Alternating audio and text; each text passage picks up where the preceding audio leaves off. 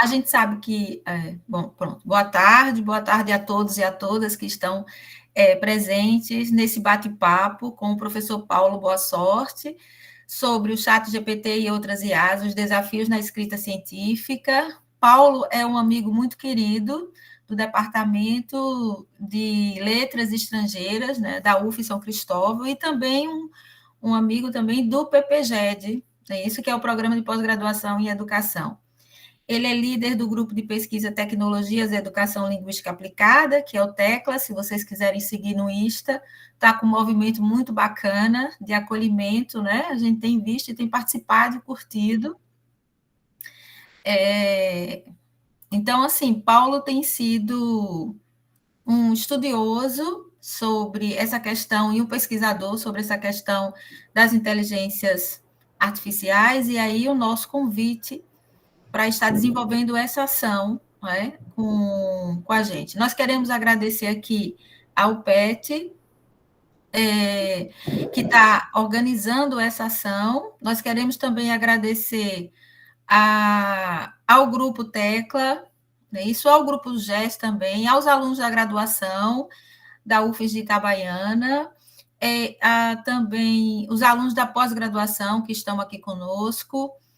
E, em especial, a gente quer agradecer também ao Colégio Santa Chiara, que é quem está aqui nos patrocinando com essa sala, que pode gravar e tal, porque a gente já não consegue ter essa condição lá na UFES, né? Então, nós vamos estar aqui disponíveis para vocês. Eduarda quer falar? Ela levantou a mão aqui, Maria Eduarda quer falar?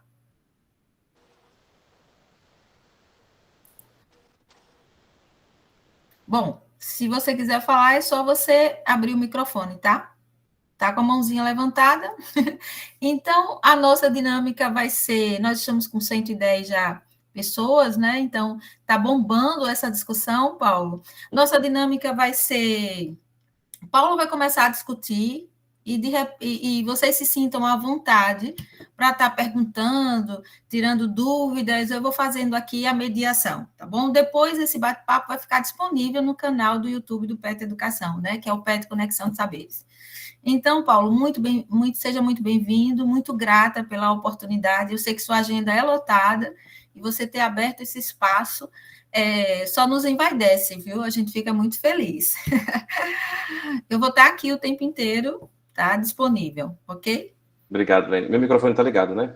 Tá ligado. Eu pensei que eu tivesse desligado, eu já estou projetando. Primeiro, boa tarde para todas as pessoas que estão aqui, que reservaram seu tempo para ouvir esse nosso bate-papo, essa conversa. Lene, é um prazer, né, estar aqui com você, contribuindo com os seus projetos, com as suas disciplinas. Você é uma das colegas do PPGED, pelas quais eu tenho grande admiração, respeito, são sempre muitos elogios quando se trata de Lene, tanto... então eu falo bem pelas costas, né?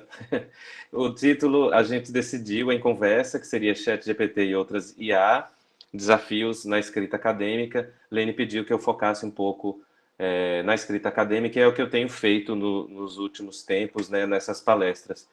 Então, eu queria começar com esse QR Code, com por que eu estou aqui, né? Por que eu estou sendo convidado para falar sobre, principalmente, o ChatGPT, mas essa pesquisa, ela começou, o nosso grupo começou a fazer pesquisa em 2019, foi um momento que eu, pouco antes da pandemia, estava na Universidade de Miami fazendo um pós-doc, e o meu supervisor me falou, eu fui fazer pesquisa sobre realidade virtual aumentada, sobre plataformas, e o meu supervisor me falou sobre esse algoritmo.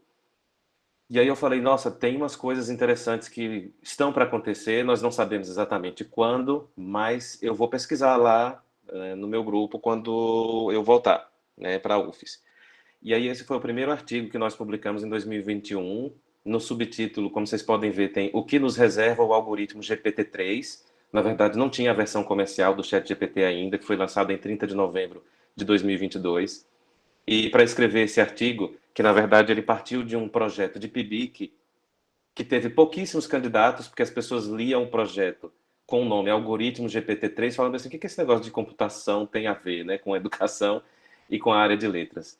Então, Jamile Santos dos Santos Rodrigues Dias foi a bolsista de PIBIC na ocasião, e eu ainda contei com a parceria do professor Mário Farias, do Instituto Federal de Sergipe, e de 2 doutorandos, Alessandra Elizabeth dos Santos e Jefferson do Carmo Andrade Santos. A Alessandra Elizabeth, conhecida como Beth, ela defende já daqui a um ano a tese de doutorado, que é sobre o GPT. Então, você imagina o quanto a gente ressignificou nos últimos 4 anos a tese dela.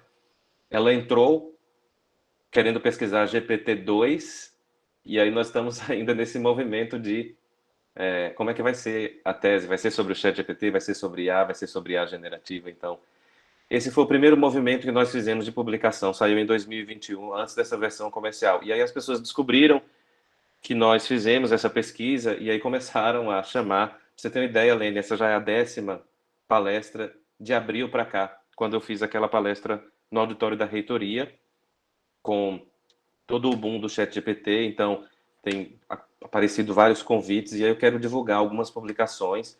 A segunda é da colega Cristiane Porto, Cris Porto, lá da UNIT, de Alexandre e Caio Eduardo. Ele fez o doutorado com Cris e hoje está na Federal do Recôncavo da Bahia, e Alexandre também é professor da UNIT. Eles lançaram esse livro tem 2 semanas, mais ou menos, Educação e Divulgação Científica em Plataformas Digitais, e aí tem Beth, Laila, que é outra doutoranda do grupo, e Nadege, que acabou de defender o mestrado. E aí eu coloco esse título que está provocando, né? Nós não pedimos para entrar e não temos como sair. E aí elas dizem, é inegável que o uso dessa tecnologia já faz parte da realidade de muitos. Logo, ignorá-la ou bani-la do âmbito da educação não logrará êxito algum. Está um artigo muito bom que elas escreveram. Alguns artigos dos meus orientandos eu acompanho a escrita, outros não. A gente não fica, no grupo pelo menos eu não controlo tudo que os meus alunos escrevem. E esse particularmente eu não acompanhei, eu li depois e fiquei muito orgulhoso de ver, né, como elas 3 dialogaram sobre o ChatGPT e principalmente nesse cenário da escrita acadêmica que nós vamos discutir hoje à tarde. Saiu na revista Poli, da Fundação Oswaldo Cruz, da Fiocruz, uma participação que eu fiz junto com outros colegas sobre uma matéria que a repórter Érica Farias entrou em contato sobre inteligência artificial na educação.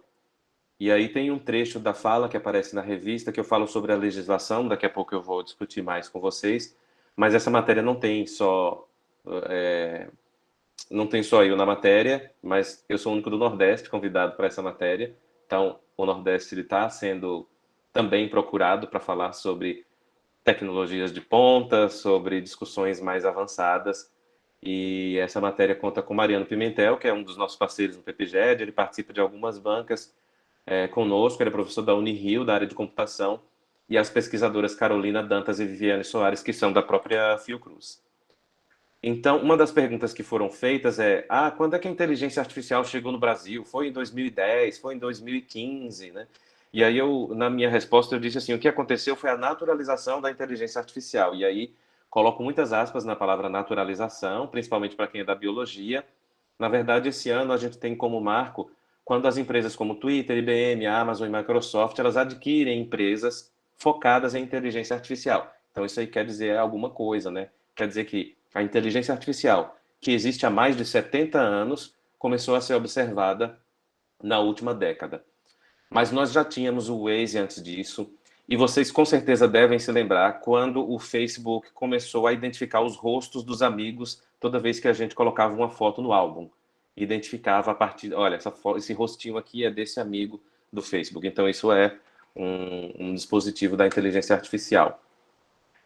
A nossa grande preocupação nessa discussão é que a educação está na mira das grandes corporações, não é de hoje, a própria pandemia mostrou isso, as plataformas que nós usamos, essa inclusive para fazer esse bate-papo com vocês, de uma Big Tech, que é do Gmail, aliás, do Google, e a educação segue na mira das grandes corporações e principalmente agora com a inteligência artificial.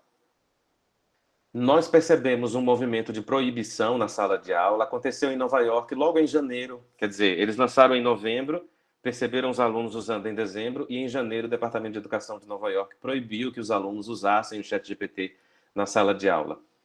E aí a dinâmica ela está na sociedade, não adianta proibir. Não adianta proibir smartphone, não adianta proibir chat GPT. Tem uma doutoranda que é professora efetiva na rede municipal no interior, e ela disse que a semana passada, Júlia, não sei se ela está na sala, a semana passada a escola dela proibiu os alunos de usarem o smartphone. E aí, bom, esse movimento é bem antigo, né, de telefone, smartphone na sala de aula. E aí a resposta que eu falei com ela foi assim, eu queria ver como é essa caixa, né, se ela é bonita, se ela é enfeitada, se ela tem um desenho de celular e quanto tempo, principalmente, quanto tempo isso vai durar. Então, é um movimento que não tem como voltar atrás. Conhecer as engrenagens das inteligências artificiais para lidar com elas. Então, eu admiro muito Lene nesse sentido. Lene é uma pesquisadora nata, muito curiosa. Sempre que aparece alguma coisa, Lene está lá para descobrir. Então, sigam o exemplo dessa professora que vocês têm. Ela procura conhecer tudo que há de novo, todas as novidades. Lene está lá buscando conhecer, buscando explorar e discutir com os alunos. Eu acho que esse é o movimento que nós, educadores, deveremos fazer o tempo todo, seja durante a graduação, seja na pós-graduação. Do que eu estou falando exatamente? Aí eu vou trabalhar um pouquinho com conceito, porque aí nós estamos inundados por inteligência artificial. Todo mundo fala em inteligência artificial, e aí eu já comecei a ouvir piadas, né, sei lá, de colegas, de pessoas que trabalham na universidade dizendo, você está na moda, né, essa modinha de inteligência artificial. Eu falei, pois é, uma modinha que existe desde a década de 30, a primeira vez que ela foi mencionada, e efetivamente na década de 1950. Então é uma modinha de mais de 70 anos, na verdade. Houve um inverno, como a gente costuma dizer, da inteligência artificial, mas essa ideia, principalmente no campo da computação, ela existe há mais de 70 anos. Por que que nós, na educação, discutimos a inteligência artificial? É um campo interdisciplinar, na verdade. Então, se você for olhar os livros que definem a inteligência artificial, nós temos a psicologia, a linguística, que é a minha área de origem, né? Eu sou professor do curso de letras em inglês, sou professor de inglês originalmente e credenciado no PPGED na área de tecnologias, mas esses conceitos, eles estão presentes já há muito tempo e eles são interdisciplinares. Por isso que eu gosto muito de dialogar com o pessoal que é da ciência da computação, mas também eu gosto de conversar com pessoas das outras áreas. Várias áreas têm a contribuir. E eu sempre digo, tudo que eu estou falando sobre inteligência artificial, eu não me considero uma super autoridade, até porque eu não sou da área de computação. Mas o que eu discuto é aquilo que interfere na área de educação, é aquilo que interfere na produção de linguagem, no processamento de linguagem natural. E como eu sou da área de linguagens, eu formo professores de inglês, esse assunto muito me interessa. Então vamos, sem mais delongas, para a definição, para a gente entender do que eu estou falando quando se trata de inteligência artificial. A primeira coisa que a gente tem que fazer, né, o primeiro medo que a gente tem que tirar das nossas mentes é as máquinas não pensam. Então, como nos filmes, elas não vão matar a gente, né? Um princípio, até porque é um dos princípios da robótica. Os robôs eles não podem fazer mal para os seres humanos, né? Tem as leis da robótica. Então, elas executam algumas tarefas que parecem, que simulam, que são parecidas com a nossa inteligência. Teve uma pergunta que fizeram para mim na semana passada no encontro multicamp do IFES, que foi: por que usam esse termo inteligência artificial se máquina não tem inteligência? Eu falei, eu acho que a palavra artificial ajuda a explicar por quê, né? Porque é artificial, não é a nossa inteligência. Ela simula a nossa inteligência.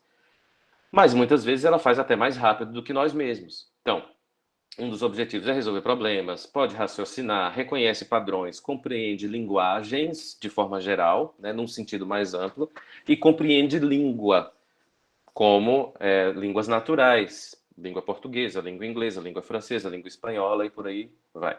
Então, nós temos alguns exemplos, eu vou trazer só os mais conhecidos de abordagens de inteligência artificial. A primeira delas é o Machine Learning, que nós traduzimos como aprendizado de máquina, então não sei se tem alunos aqui da ciência da computação, é uma disciplina do curso de ciência da computação, aprendizado de máquina, e aí são sistemas alimentados com dados que usam algoritmos para aprender padrões e relações nesses dados. Apesar de não ser da área da computação, eu aprendi com os meus colegas da computação a explicar o que é isso numa linguagem mais simples. Então, O aprendizado de máquina é muito importante para nós entendermos como a inteligência artificial funciona.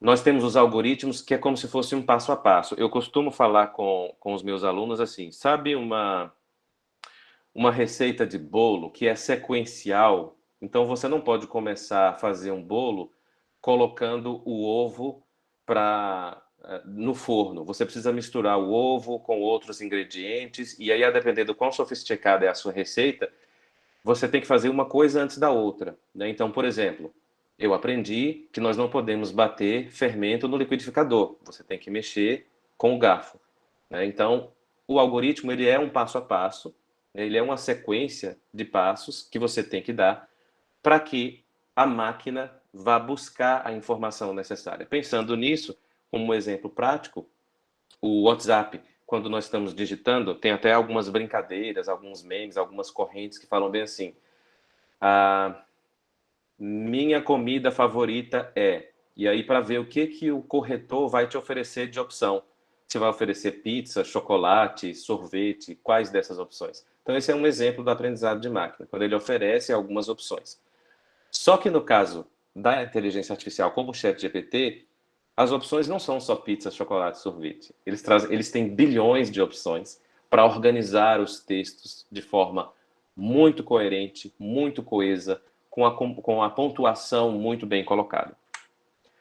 E aí nós temos o Deep Learning, que se chama aprendizado profundo. Ele é uma sub-área do aprendizado de máquina, só que ele envolve grandes volumes de dados de complexidade. Eu aprendi com um professor do curso de computação da UFES que o ChatGPT ele está no âmbito do Deep Learning e é óbvio que está dentro também do aprendizado de máquina. Por quê? Porque o Deep Learning ele envolve imensos e complexos volumes de dados. Eu vou falar um pouquinho mais sobre isso. Mais alguns exemplos: redes neurais artificiais, como nós estamos falando de inteligência, falamos de cabeça, falamos de cérebro.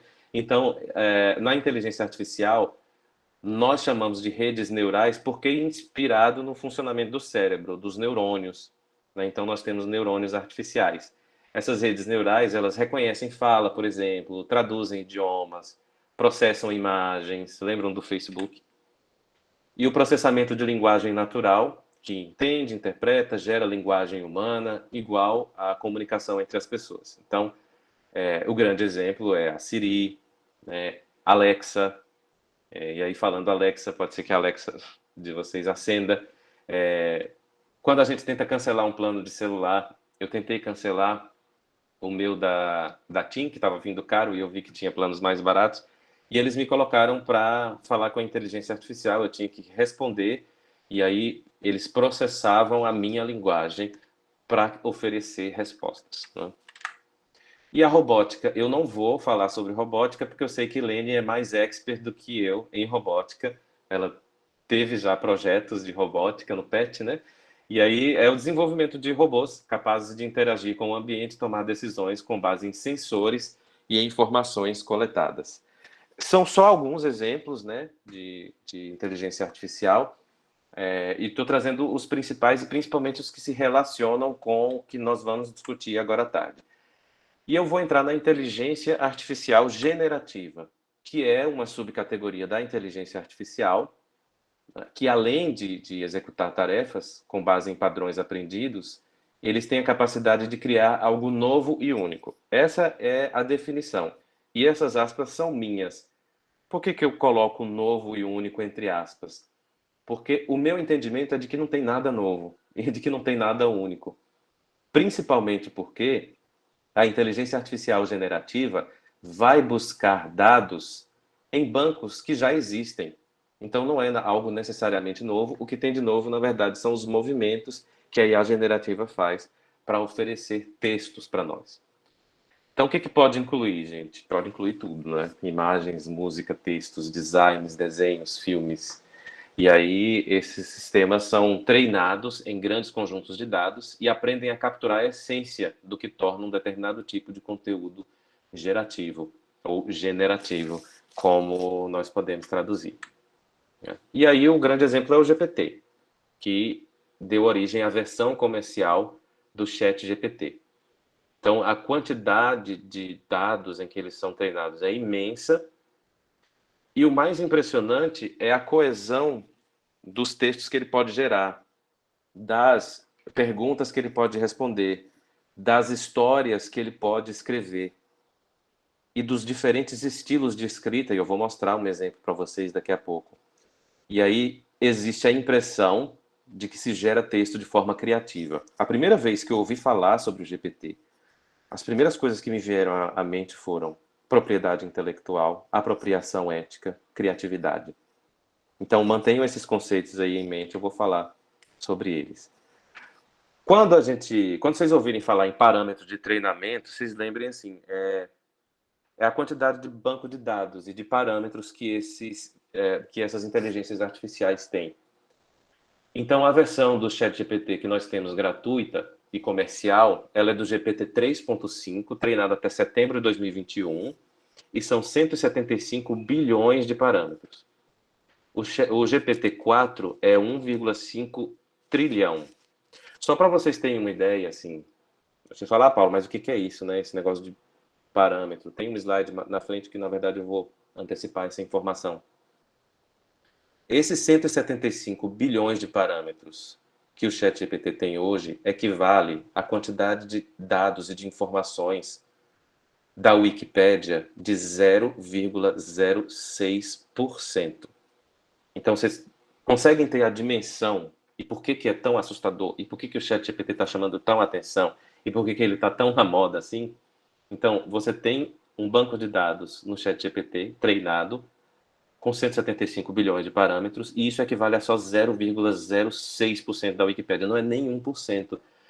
E que informações você já buscou na Wikipédia e você não encontrou? Muitas vezes é bem raro você não encontrar informações na Wikipédia, muitas vezes ela direciona, mas o banco de dados da Wikipédia também é assustador. Nós temos outras inteligências artificiais, mas veja, se você compara ao ChatGPT, e principalmente a 1 trilhão do GPT-4, que já está disponível uma versão paga e cara, né, por enquanto nós temos acesso ao 3.5, o Bard do Google ele tem 137 bilhões. E o Bing, 135 bilhões de parâmetros. Eu estava buscando algumas informações, tem algumas extraoficiais de que ele roda com o ChatGPT. E aí nós não sabemos como é que a Microsoft está trocando dados aí com a OpenAI, que é a empresa responsável pelo ChatGPT. Como eu disse, eu adiantei mais ou menos essa informação, né, do 0,06% da Wikipédia.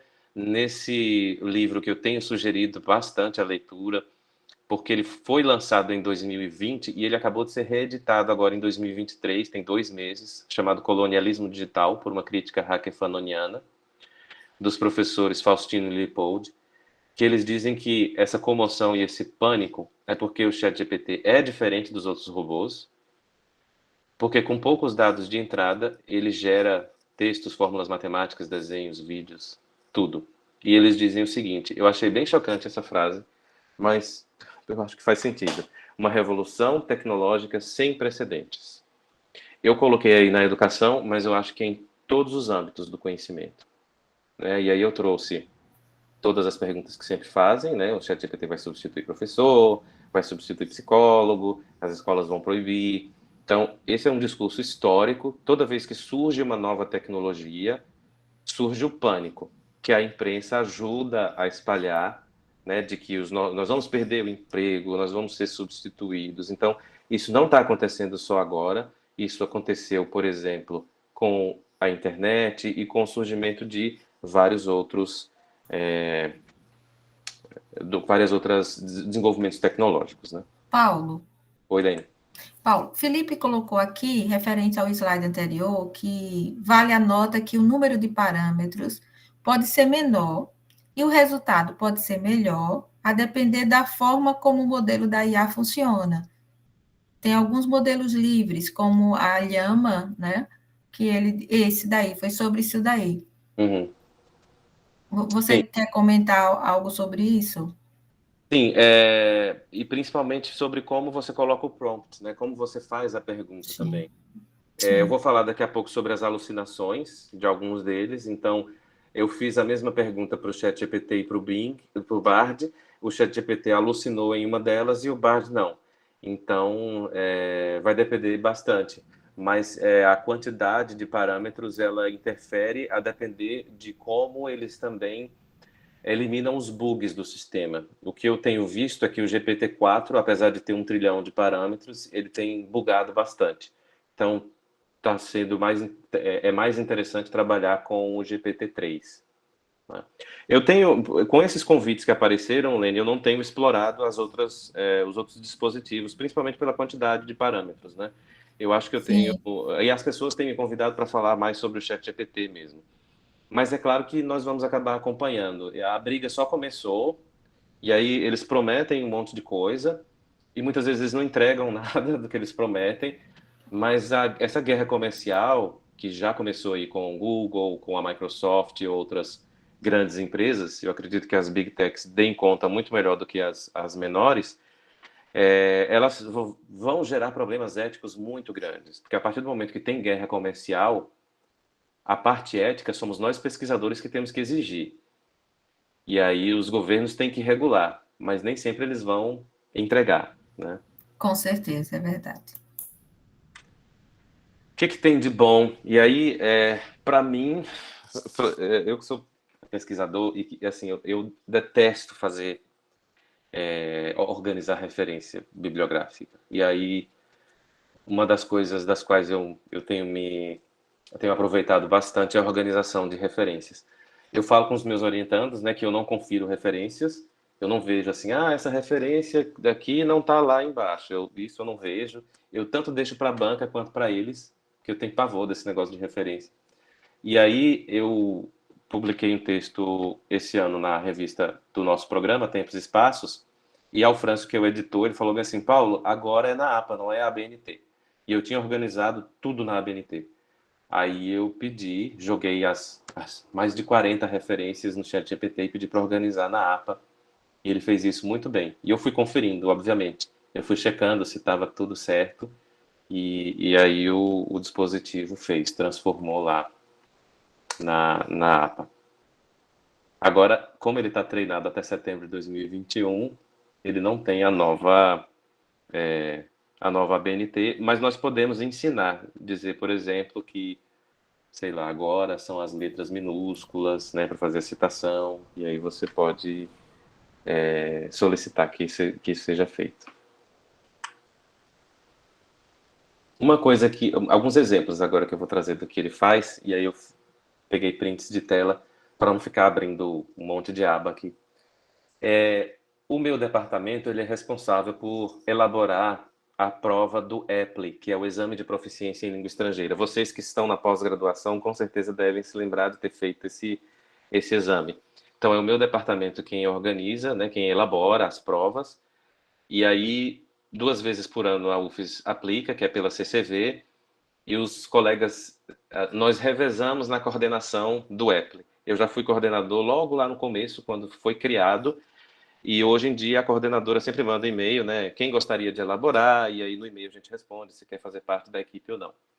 E é uma das coisas que, com o surgimento do ChatGPT, eu comecei a pensar foi elaborar as questões para o Apple está muito mais fácil e em coisa de 5 minutos isso fica pronto. Veja só, eu coloquei elaborar questões em língua portuguesa para o texto em inglês a seguir, porque no Apple os textos são em inglês e as questões são em português. E você pode usar dicionário para responder. E aí eu pedi que as questões devem trazer opções A, B, C, D e E. E aí eu copiei e colei o texto, né, lá completo, e aí ele dá a resposta. Vou criar algumas questões de múltipla escolha com base no texto fornecido. Para quem já se envolveu em elaboração de questão de múltipla escolha, não sei se Lene já fez isso, já participou de comissões e tal, existem algumas regras, algumas coisas que nós devemos seguir. E uma delas é que os distratores, ou seja, se a opção certa da primeira questão for a letra A, B, C, D e E são chamados de distratores, que é para distrair a pessoa que vai responder.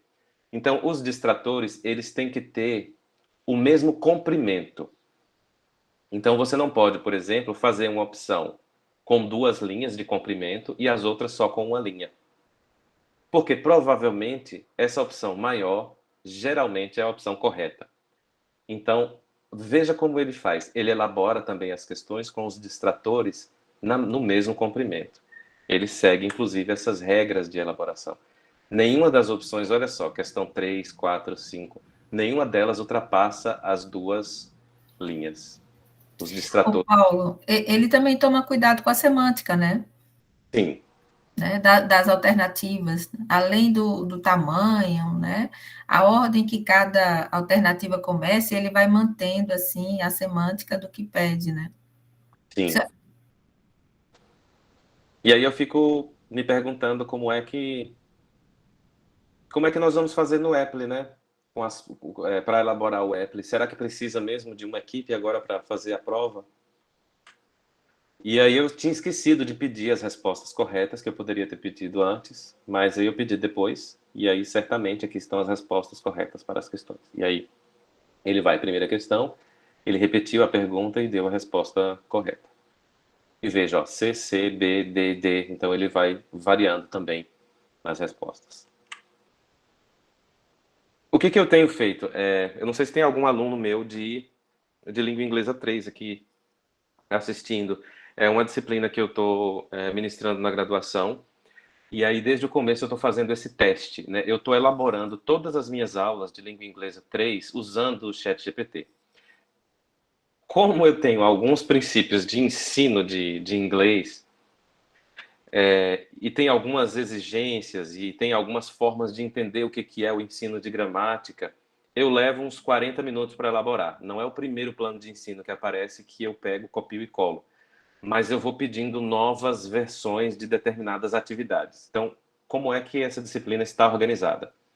Na ementa tem esses tópicos gramaticais que vocês estão vendo aí, que eu devo trabalhar, né? Revisão de tempos verbais, e tudo com foco na conversação.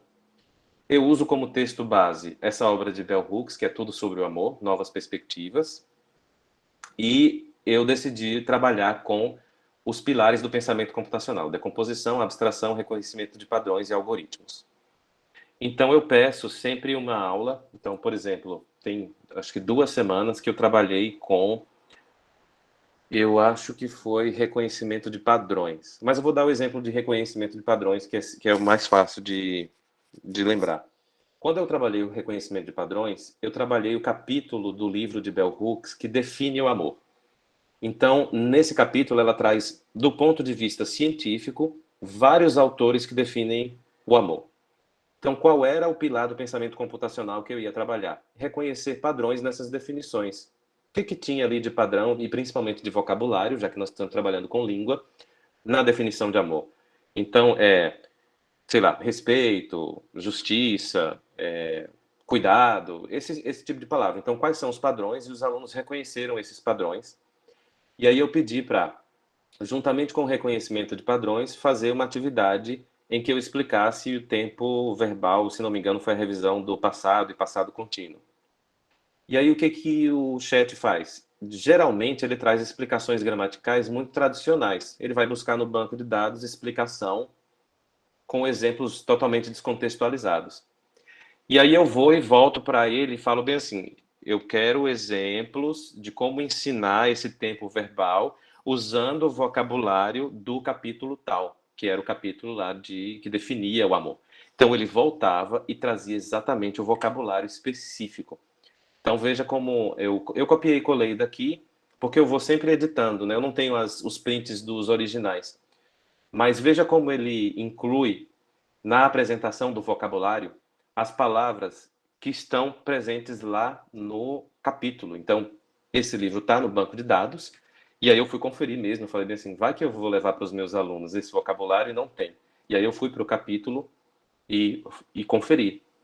Tinha affection, commitment, caring, admire, to cherish, todas essas palavras tinham lá no capítulo do livro.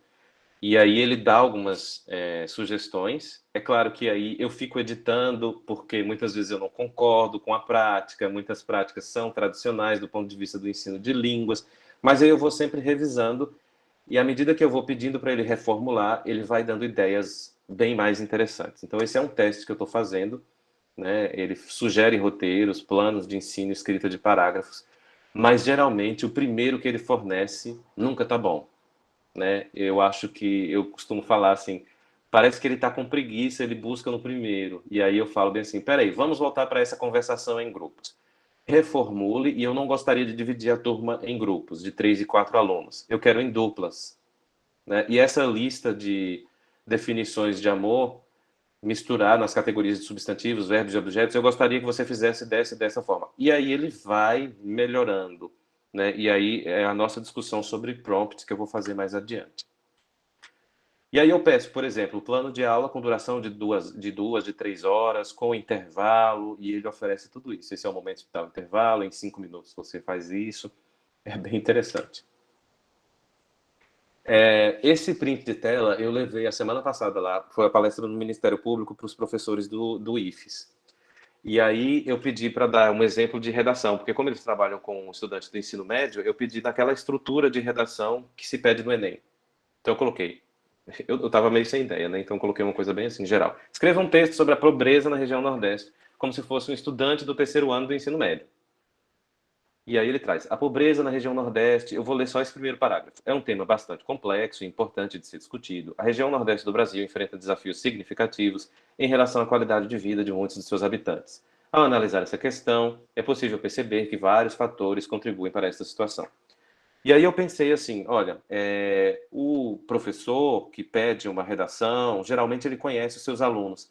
E pode ser que ele desconfie, fale assim, esse texto aqui não parece ser de fulano, essas palavras estão bem sofisticadas. Então o que pode acontecer? Eu fiz o teste, né? Está muito sofisticado, eu usei essa palavra. Você pode reescrever com um vocabulário mais simples. Olha o que ele fez. Ele colocou parágrafos menores, e olha o primeiro parágrafo como é que aparece.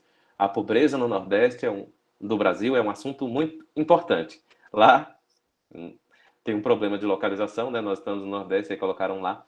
Muitas pessoas não têm dinheiro suficiente e enfrentam problemas. Isso acontece por algumas razões.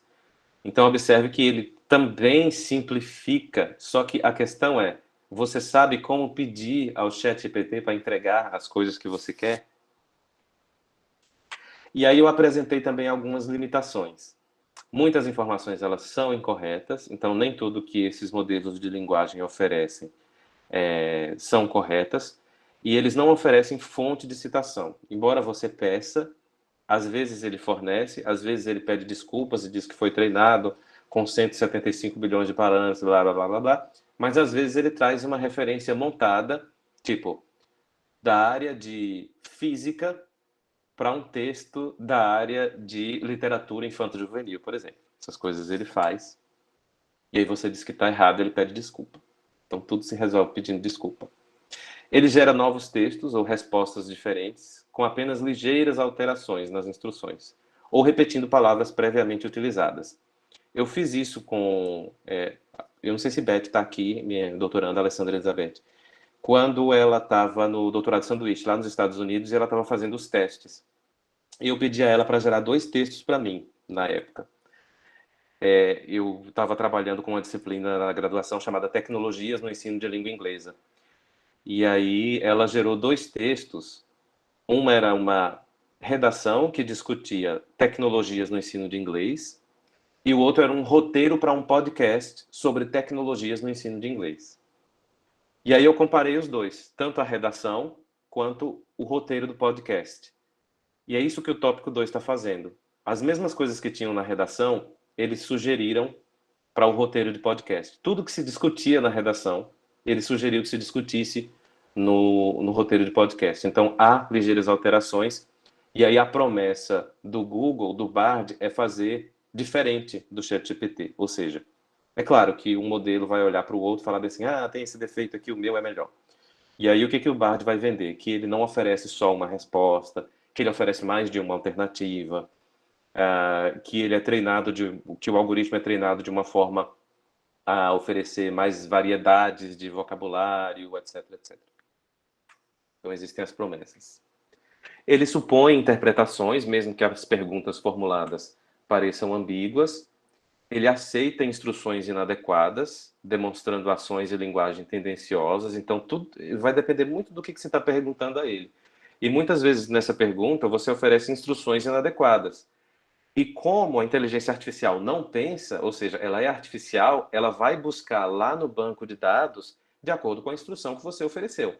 Né? Então, se você falar que a Mona Lisa, que foi criada em 1930, né, e aí ele vai aceitar essa instrução e, a partir dessa informação, ele pode gerar um exercício sobre a Mona Lisa, né, uma atividade sobre a Mona Lisa que foi criada na década de 30. O ChatGPT não pode ser o mais adequado para desenvolver conteúdo que envolva eventos atuais. Isso eu já tinha dito, né? O treinamento deles é até setembro de 21. E aí eu fiz essa pergunta, essa provocação, né?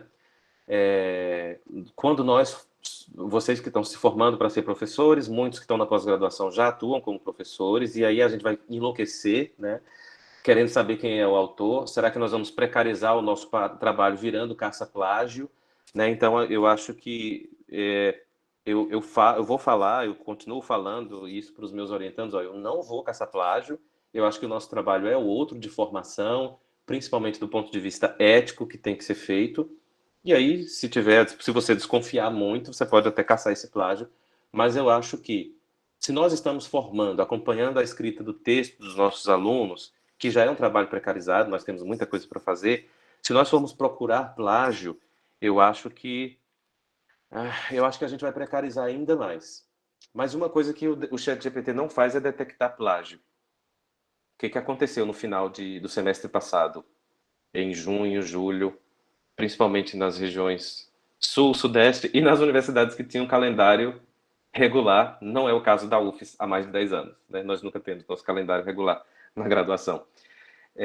Muitos professores pegaram as redações, os trabalhos finais dos seus alunos, jogaram no ChatGPT e aí perguntaram de quem era a autoria. O que acontece? O ChatGPT ele diz que os textos que a gente coloca lá são de autoria dele. Eu já fiz o teste. Eu criei um parágrafo, joguei no ChatGPT, ele disse que foi ele que criou, sendo que quem tinha criado era eu, o professor Paulo.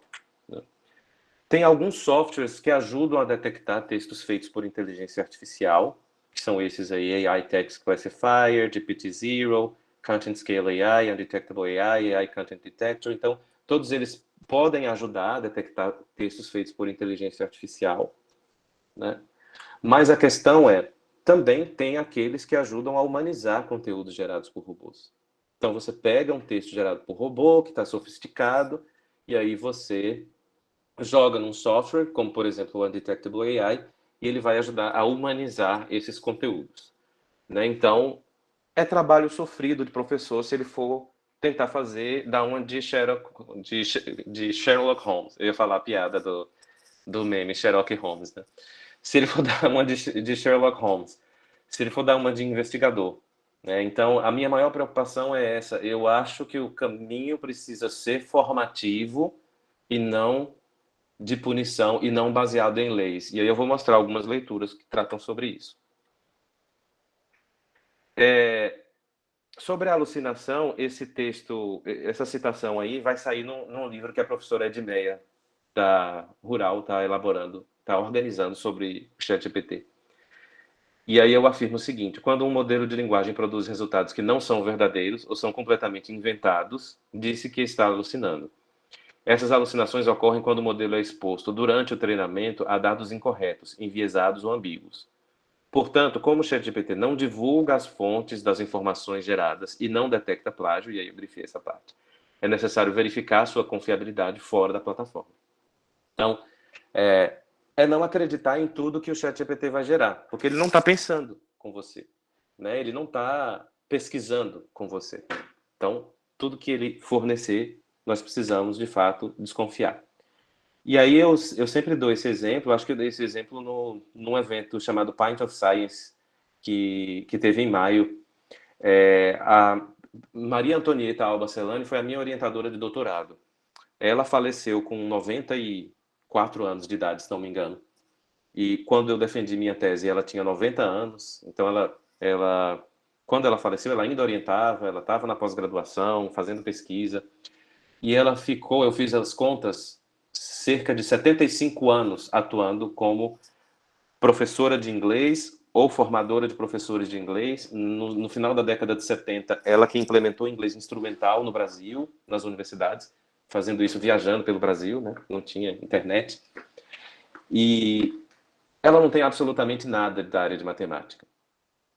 E aí um exemplo de alucinação que eu trago para vocês é esse. Ele diz que Maria Antonieta Alba Celani é uma pesquisadora brasileira com grande produção na área de educação matemática. Ela é autora e coautora de diversos livros, e aí traz, inclusive, livros em coautoria com outras pessoas, né? Livros sobre cartografia, investigação em educação matemática. E aí eu joguei no Bard, que tem menos parâmetros, e ele não alucina ao dizer quem é a professora Maria Antonieta Alba Celani. Ele acaba dando informações sobre ela e algumas publicações que de fato ela fez ao longo da carreira. E aí eu acho que essa conversa sobre ética que vocês vão ter depois com Renata, mas a minha discussão sobre plágio, eu não sei, Lene, assim, detectar plágio não é tão fácil, e eu acho que principalmente agora com a inteligência artificial vai ficar ainda mais difícil detectar plágio, Certo. Ô, né? Paulo, mas Sim. Com Renata, a nossa pegada vai ser mais para trabalhar a Turnitin com os professores e trabalhar a leitura do relatório que é fornecido pela interface, entende? Aham. Não seria diretamente sobre as questões éticas, porque o que é que acontece? Os professores têm acesso à interface, mas às vezes não há uma leitura. E há professores também que não, né, que não acessam isso. Não seria bem na pegada da. As questões éticas que a gente queria abordar aqui mais com você tem a ver com como usar, né, o chat GPT ou outra IA ou outras IAs com cuidado, né, com essas limitações que você vem colocando, sobre essa apropriação do que não é seu, se você vai fazer citação, se não vai fazer, né, se você vai colocar nas referências, se não vai colocar nas referências, Uhum. porque eu acho que essa naturalização que você coloca, a gente precisa falar de plágio e de ética com essa naturalização, entre aspas, que você coloca. Não Aham. pode ser algo assim que gere medo, né? Que esteja. Precisa, o aluno precisa ter confiança. Professora, passa aqui na interface que é disponível pela UFES, né? Que é disponibilizada pela UFES. Então, acho que isso precisa ficar no cotidiano da gente. E É, assim como tem também as interfaces free. Então, a minha preocupação é que você conversa com os alunos, conversa com professores também, e os alunos repetem assim: eu consigo fazer um TCC pelo chat GPT, entende? E não funciona bem assim. Isso é reprodução de informação sem nenhum critério. Às vezes você só está repetindo aquela informação. Então, não se preocupe que a pegada da discussão lá vai ser diferente dessa abordagem aqui. a gente tem tido esse tipo de discussão e, assim, eu vou falar um pouco mais sobre isso, né? Se você faz um TCC usando o ChatGPT, não é pesquisa. E aí eu vou explicar mais à frente por que que não é pesquisa, né? E aí, sobre a apropriação ética, nós precisamos reconhecer que todo processo de criação ele parte de um contexto específico, ele se ancora em outras produções, nós precisamos justificar nossas pesquisas em outras pesquisas, e reconhecendo sempre as referências que são utilizadas. Eu acho que é o trabalho formativo que vai. É justamente isso que você está falando, Lene, é o trabalho formativo mesmo, né? Então, escrever e se apropriar de forma ética. Eu acho que a autoria, principalmente nós que fazemos pesquisa qualitativa, que fazemos pesquisa nas ciências humanas, nós não podemos ver num processo baseado em leis, né? É proibido, não é, você vai ser processado. Eu acho que a discussão não precisa passar por aí. Eu acho que é a parte formativa e humana, que eu sei que você trabalha muito bem, que nós procuramos trabalhar bem no PPGED, eu acho que funciona bem. Esse texto de Burwell de 2013, eu gosto muito dele, porque ela traz a necessidade de nós abrirmos espaço, e eu acho que isso que a Helene está fazendo hoje aqui, de discutir os textos e as práticas digitais na educação, né? Nós não vamos banir nenhum dispositivo. Pelo contrário, precisamos conhecer como eles funcionam, usar esses dispositivos ao nosso favor e ter muito cuidado ao usar, né? E aí nós pensamos numa educação em que nós precisamos ter uma discussão convergente daqueles textos digitais e dos textos não digitais, o que leva à discussão sobre criatividade. E aí Lene orientou uma dissertação, foi de Mário, sobre criatividade, não foi, Lene? Acho que foi Mário. Foi isso mesmo. E aí, essa autora, Michelle Noble, ela organizou esse livro sobre linguagem e criatividade. E ela surge em um contexto e envolve o uso de recursos, propósitos, desafios que já existem. E, em seguida, nós fazemos algo que transcende aquilo que já existe. Eu sempre falo isso nas palestras que eu tenho dado. Eu dou esse exemplo da minha professora de teoria literária, que escreveu no quadro: o original é o primeiro que plagia. Porque muitas vezes a gente fica procurando onde está a referência, mas essa referência ela está transcendendo outra referência que já existe. Então é isso, a gente precisa reconhecer o que já existe e não tomar para nós aquilo que não é nosso. Pode parecer uma discussão muito filosófica ou de volta, né, de idas e voltas, mas é nesse sentido que o conceito de criatividade precisa ser entendido. E aí nós vamos falar na escrita de TCC, de dissertação, de tese. Eu sei que a maioria de vocês está envolvido de alguma forma, ou no trabalho de conclusão de curso, ou em trabalhos finais de disciplina, ou fazendo dissertações ou teses. E aí vocês vão me confirmar se tem esse sentimento ou não. Esses dois textos aí, eles discutem perfeccionismo, conflito de prioridades, falta de tempo, ansiedade, muitas vezes desafios na relação com o orientador, com a orientadora, autossabotagem, né? E aí essa autossabotagem eu vou fazer o meu TCC com o ChatGPT, né? Sendo que você tem condições de, com seu orientador, fazer um trabalho e que vai resultar em uma pesquisa e que pode te levar a contribuir com a ciência e com a educação, a retornar para a sociedade essa matrícula que a sociedade permitiu que você conquistasse numa universidade federal, né? E questões pessoais, enfim, tudo isso vai interferir, vai influenciar na postura que esse estudante vai ter quando ele estiver escrevendo o seu trabalho. E muitas vezes pode surgir esse fenômeno do impostor, o dito fenômeno do impostor, né? Eu estava pesquisando algumas alternativas à proibição. Não é o caso aqui, né? Mas assim, ao invés de proibir, por que nós não pedimos para o aluno explicar a pesquisa que foi feita no ChatGPT? Por que não pedir para fazer uma apresentação oral? Por que não fazer trabalhos de PBL, né? Aprendizagem baseada em problemas, em projetos?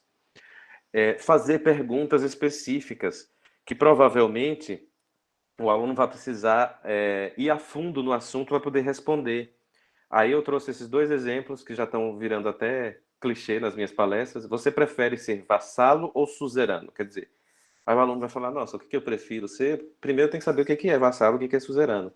Porque o ChatGPT não vai dizer o que o aluno prefere, né? Você prefere ser um fungo ou uma bactéria? Então, do ponto de vista da biologia, o aluno tem que saber o que é um fungo, o que é uma bactéria e, na verdade, o que ele preferiria ser. E atividades coletadas localmente, no bairro, na escola. E aí, isso também, inteligência artificial não tem como gerar coisas tão situadas. E mais atuais também, porque é treinado só até setembro de 21. Então não tem como proibir. Eu tenho falado em dever de casa, em um dever de casa. E aí nós chegamos naquela parte, Lene, sobre fazer o TCC usando o ChatGPT. Ele executa todas as tarefas, mas ele não faz perguntas. E ele ainda alucina. E aí é que tá. Para fazer pesquisa, para fazer TCC, nós precisamos de uma capacidade humana que a inteligência artificial não possui, que é elaborar perguntas a partir da observação. Lembrem-se sempre disso. Para pensar numa pergunta de pesquisa, para pensar num problema, na problemática, né, tudo que vai gerar perguntas de pesquisa, objetivos de pesquisa, nós precisamos da observação. A inteligência artificial não está lá para observar nada. Ela está lá com um algoritmo pronto para buscar informações de acordo com o prompt que você der para ela. Então ela não observa, ela não sabe o que está acontecendo no mundo, né? Ela não sabe quem ganhou as eleições do ano passado, porque ela foi treinada até setembro de 2021. Então ela não tem como observar. Quem irá formular as questões que realmente importam para a humanidade? Não é a inteligência artificial, somos nós, humanos. Por isso que eu disse que, se você fizer um TCC usando inteligência artificial generativa, gerador de textos automáticos, você não está fazendo pesquisa. Você está pegando informações de um banco de dados que já existe. E para fazer um TCC, você precisa observar e, a partir daquela observação, pensar em objetivos de pesquisa que você vai alcançar desenvolvendo aquela pesquisa, seja ela bibliográfica, seja ela de campo. Aí lembrando, ciência não é só manipular símbolos, ciência faz parte de formar cidadãos. E é por isso que por que eu falo em formar cidadãos? Porque no momento em que você orienta um aluno a fazer uma pesquisa, você está ensinando ele a ser ético, né? Você está ensinando ele que existem dispositivos de inteligência artificial que podem ser usados, mas que precisam ser usados com cuidado, porque eles alucinam, porque eles não sabem perguntar, porque muitas informações não são corretas, porque não detecta plágio, porque não oferece referências. Você entendeu? É muita coisa. Então, o que a inteligência artificial faz? Ela manipula símbolos. E fazer ciências, pelo menos ciência humana, né, pesquisa qualitativa, não é só manipular símbolos, né? Que preocupações nós temos agora? Eu já tinha meio que adiantado isso, mas o viés econômico e o viés comercial por trás do desenvolvimento da inteligência artificial é imenso. E isso gera profundos problemas éticos. Tem um dispositivo de você apagar o histórico das suas pesquisas no ChatGPT. Ele só foi introduzido, eu provavelmente não vou lembrar exatamente o mês, mas acho que foi maio, junho, por aí. Porque os pesquisadores literalmente encheram, não foi literalmente não, porque eles encheram o saco do OpenAI para que eles criassem esse dispositivo, para que a gente não fornecesse, se não quisesse, os nossos dados para eles. É óbvio que é um pouco inocente, porque nós sabemos que, mesmo desativando o histórico, a OpenAI tem tem tudo gravado, né? Tem os nossos records lá, né? Os critérios de segurança não estão claros, é preciso regular a inteligência artificial. No Brasil, tem o projeto de lei 2338. Eu não me lembro agora o nome, mas a semana passada já foi indicado um relator para esse projeto de lei. E naquela matéria lá da revista Poli, eu falei que o Brasil tem grandes chances de encabeçar essa discussão de regulação da inteligência artificial, porque a partir do mês que vem nós vamos sediar o G20 aqui no Brasil, e o evento do G20 vai acontecer no Rio de Janeiro ano que vem. Então nós podemos protagonizar, principalmente aqui no sul global, né, encabeçar essa regulação da inteligência artificial. Mas, mesmo assim, com viés econômico e comercial muito fortes, pode ser que as big techs interfiram nessa discussão do ponto de vista negativo, do ponto de vista em que nós podemos ser prejudicados. Mas regular IA significa proteger os nossos dados, né? Proteger os direitos fundamentais, para que as pessoas não cometam racismo, para que as pessoas não cometam LGBTfobia, para que as pessoas não cometam violências das mais variadas.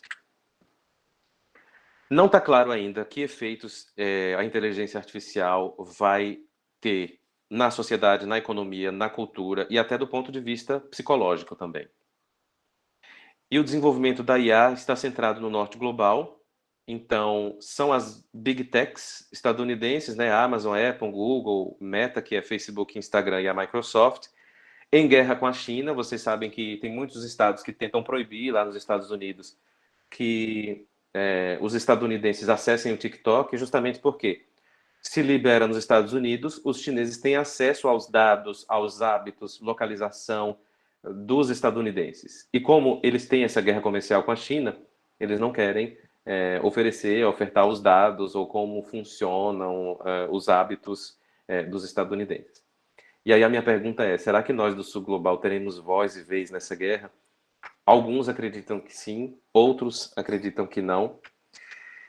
Eu comecei acreditando que não, mas eu tenho feito algumas leituras que têm me dado esperança. Então, eu ainda estou em suspense com isso, né? Eu acho que talvez o G20 nos dê um protagonismo aí nessa discussão, mas eu não sei. Vamos aguardar. E o bom e velho Paulo Freire é o dever de casa que nós precisamos fazer, né? O livro Por uma Pedagogia da Pergunta tem uma conversa com Antônio Faundes sobre a experiência no exílio, né? E aí, Antônio Faundes, eu não vou ler essa conversa toda, mas principalmente essa parte que está aí grifada. Faundes diz que todo conhecimento começa pela pergunta, começa pelo que você, Paulo, chama de curiosidade. E Paulo Freire concorda, ele diz assim, o educador, de modo geral, já traz a resposta sem lhe terem perguntado nada. Então, hoje, o ensino, ele precisa ser fazer a pergunta. Nós precisamos ensinar os nossos alunos a perguntar e eliminar a educação bancária, ficar depositando conteúdo no aluno, né? E pedir depois sacar no dia da prova esse conhecimento do aluno como se fosse no banco mesmo. Por isso que ele fala em educação bancária. Por que isso? Porque já começaram a falar na engenharia de prompt. Prompt são as frases, aquelas frases que você oferece ao chat GPT para que ele te dê o texto pronto. Então, quando eu pedir lá para elabore questões a partir desse texto com alternativas A, B, C, D e E, aquilo é um prompt que eu ofereço. E aí já se fala até em engenharia de prompt, né? Então, propõem criar prompts eficazes para modelos de linguagem, com o objetivo de direcionar chatbots a entregarem respostas mais precisas e mais úteis. Então, até para usar o ChatGPT, você precisa aprender a fazer pergunta. De novo, Paulo Freire está nos mandando fazer esse dever de casa desde 1985. Precisamos ensinar os nossos alunos a fazerem perguntas. É sabendo fazer a pergunta que o modelo de linguagem vai oferecer respostas mais precisas. Mas mesmo assim, gente, a inteligência artificial não observa, não tem como pensar em perguntas, não tem como pensar objetivos de pesquisa que estimulem o desenvolvimento da ciência. Mesmo com toda uma engenharia de prompt, né? Mesmo criando, sei lá, um curso de graduação em engenharia de prompt, tô bem exagerando aqui, né? Mesmo assim, a inteligência artificial não vai nos oferecer perguntas novas, porque ela não observa, ela é artificial, é uma máquina, são códigos que estão lá programados para oferecer textos coerentes e coesos para a gente. Então, que o chat é bom? Ele é bom para desfazer bloqueio de escrita. Eu estava brincando com o meu orientando de iniciação científica, Anthony. Ele teve entrega do relatório semana passada. Aí ele me falou bem assim, Paulo, falta pouco, só tem uma parte que eu tô bloqueado na escrita. Eu falei, mas Anthony, isso não existe mais, né? Bloqueio de escrita não existe mais com inteligência artificial generativa. Então ele deu risada, ele falou, é verdade, né? Vou desbloquear aqui. Ou seja, você fala mais ou menos o que você quer, e aí talvez ele pode sugerir algum roteiro daquilo que você pretende escrever, né? Então ele sugere roteiros de escrita, ele revisa, embora eu tenha algumas restrições com as revisões que eles fazem, que o ChatGPT faz. Tem algumas vírgulas que ele coloca em lugares que eu não concordo, né? Tem palavras que utilizam que também não concordo, mas enfim. A escrita ele pode revisar também, organiza referências, né? Traduz muito bem e realiza trabalhos técnicos enfadonhos. Eu, particularmente, coloco no topo 1 da minha lista organizar referências. Para mim, não existe coisa pior no mundo acadêmico do que organizar referências. E eu estou muito bem servido agora que esse modelo de linguagem faz isso, né? Então, tudo depende do prompt aí que você oferece ao algoritmo. E aí eu coloco, será que tem algumas conclusões? A nossa produção acadêmica ela tem sido atravessada, impactada pelas culturas digitais e não é agora, não é de 30 de novembro de 2022 para cá. Então nós precisamos pensar sobre esses impactos e aí mais uma vez eu parabenizo o Lene pela iniciativa de pensar sobre esses impactos, né, na produção escrita, nos sentidos que nós construímos sobre o que é ser autor de um texto, o que é escrever um texto em tempos de ChatGPT, o que é criatividade, como que a gente pode discutir aspectos éticos e formação, gente, sempre cai na formação. Eu brinco com os meus orientandos, né? Eu estou na linha de tecnologias, linguagens e educação, mas a minha formação no mestrado e no doutorado foi na linha de pesquisa de formação de professores. Então, toda discussão que eu faço, eu acabo caindo na formação. Ou seja, a questão está sempre na formação, seja ela inicial, seja ela contínua, de pesquisadores e professores. Então, a maioria dos pesquisadores no Brasil, ela se localiza nas universidades. Então, essa formação precisa passar pelos professores e pelos seus orientandos, seja ele de mestrado, doutorado, TCC, né, iniciação científica, pós-doc, não importa. E também os nossos professores da educação básica. Porque os nossos alunos que vão chegar à universidade, eles já precisam ter consciência desse diálogo dos textos não digitais com os textos digitais. Eu entendo, eu super acredito que a formação é o ponto de partida para toda essa discussão que a gente está tendo aqui à tarde. E aí, na Federal de São João del Rei, teve uma mesa na abertura do evento da pós-graduação, e eu achei muito legal que o pró-reitor pediu que nós fizéssemos uma frase final que resumisse a nossa fala em tom de incentivo para aquelas pessoas que estavam assistindo. E aí eu fiz a seguinte frase: resistir ao novo, além de ser comum, é um movimento histórico. No entanto, é preciso deixar essa resistência para trás e buscar compreender o novo, mesmo que ele inicialmente nos paralise. Essa tarefa deve ser desempenhada pelo profissional de qualquer área do conhecimento. A formação continuada é o ponto de partida para uma relação saudável com a nossa profissão e, em nosso caso, com o desenvolvimento da ciência. E aí eu não digo que é a formação continuada só da nossa profissão, mas qual profissão hoje em dia não precisa de formação continuada? Todas elas precisam. Qualquer área do conhecimento, se você para no tempo, se você não faz cursos de formação, se você não se atualiza, você acaba ficando para trás, né, de todas as discussões e do que acontece na sociedade. Então, essa formação continuada ela deve existir. Nós não vamos ser inocentes de que, quando a gente recebe o diploma, seja ele de graduação, de mestrado, de doutorado, nós vamos parar de estudar. O estudo começa exatamente no momento em que nós recebemos o diploma, porque junto com o diploma vem o preço e o peso de ser um profissional diplomado naquela área. E aí nós temos que ter responsabilidade sobre tudo aquilo que nós fazemos e que nós falamos e na nossa atuação cotidiana, né? E aí eu vou deixar o meu e-mail e as arrobas para engajamento do Tecla e a minha também. Obrigado. Paulo, muitas mãozinhas, tá? Todo mundo Obrigado. muito. Amei a sua proposta, a sua discussão, muito escurecedora, sabe? Conseguimos assim, né? Tem um monte de gente colocando que é sua fã, muitos aplausos, sabe? Muito tudo. Mas nós já temos aqui algumas perguntas, né? Tem algumas mãozinhas levantadas. Tivemos um momento que a gente teve 140 participantes, então agora nós estamos com 135, mas assim, uma excelente adesão, né? Porque geralmente a gente consegue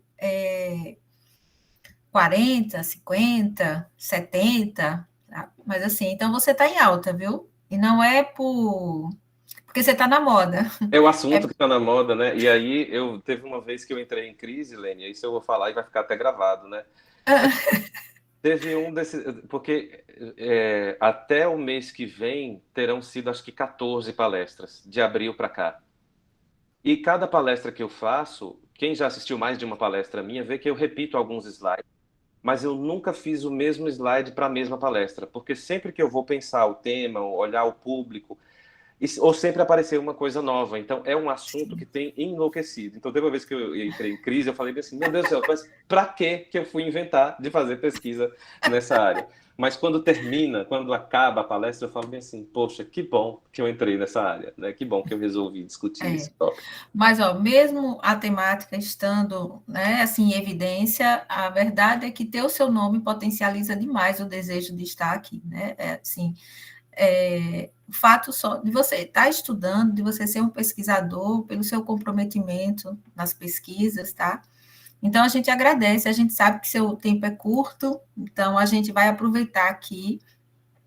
Monize está com a mão levantada, então eu vou perguntar se Monize quer falar e depois eu faço as perguntas que surgiram aqui, né? Eu Tem vi duas que várias perguntas. pessoas levantaram a mão e acabaram tirando. É bom deixar, né, para fazer a fila. Isso, para fazer a fila. Eu agora abri, só tenho de Monize.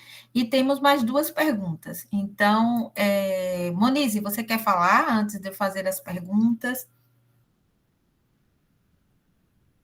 Monize está por aí?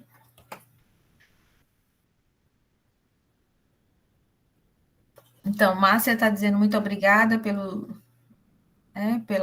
pelas discussões. Aqui, a Núzia está perguntando. Bom, Monize está por aí? Então, enquanto Monize chega, eu vou perguntar para você o que Luciano coloca, Luciano Pontes da Silva. Então, nunca vamos superar o teorema do quarto chinês e as máquinas usarão sempre banco de dados? Boa pergunta. Eu acho que é um exercício de futurologia, né? Tudo que eu falar aqui vai ser exercício de futurologia, porque não dá para prever. Eu acho que quem está dentro das big techs tem uma dimensão maior, porque eles são cheios de segredo. Mas eu acho que só vivendo para ver, né? Eu não sei se a gente vai superar, não. Eu suspeito que não, mas assim, posso estar falando besteira. Eu não acredito, não. Eu acho que a gente vai ficar nessa do banco de dados, sim, por um bom tempo. Pronto. Aí tem Rosângela, ela colocou, Paulo, poderíamos dizer então que as IAs, mais especificamente o chat GPT, é o plágio do plágio? Pois e eu volto para aquela frase da minha professora de teoria literária. E aí eu costumo dar o exemplo do Star Wars. Eu não sei, deve ter muitos fãs de Star Wars aqui, porque é um clássico, né, do cinema. E quando eu fiz um PIBIC sobre remixes na educação, eu encontrei um documentário, eu posso passar esse documentário, ou vocês podem anotar aí, tudo é um remix. É um documentário muito legal.